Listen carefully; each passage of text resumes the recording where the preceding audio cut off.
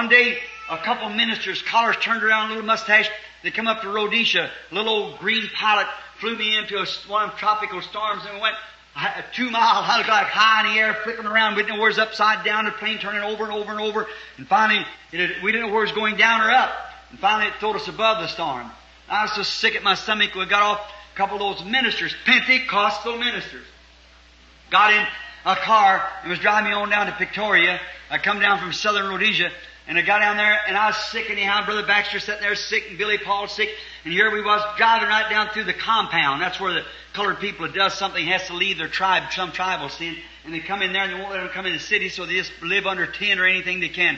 Very dirty and things, is true. And here they went down through there, and I seen a sign there that said 20 miles an hour.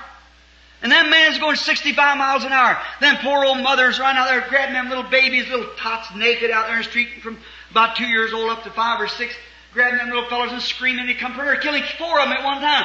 I tapped him on the side. I said, "Hey, what's the matter with you?" He turned and said, "What did you say?" I said, "What's the matter with you? Slow that thing down." So we got orders to get you there on time. I said, "I give you orders to stop it." And he said, "Don't you have no feeling for them people?" "What people?" I said, "Them little babies out there, you're nearly road." Said, "That's Kaffirs." I said, "Shame on you. Call yourself a Christian."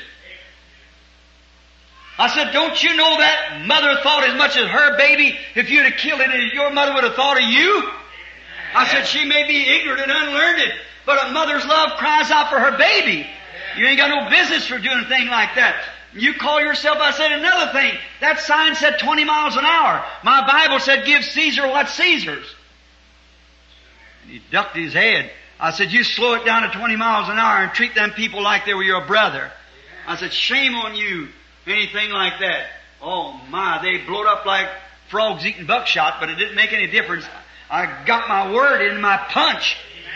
And when them people knew that I was for them, to bring them the message of the gospel, and God had come in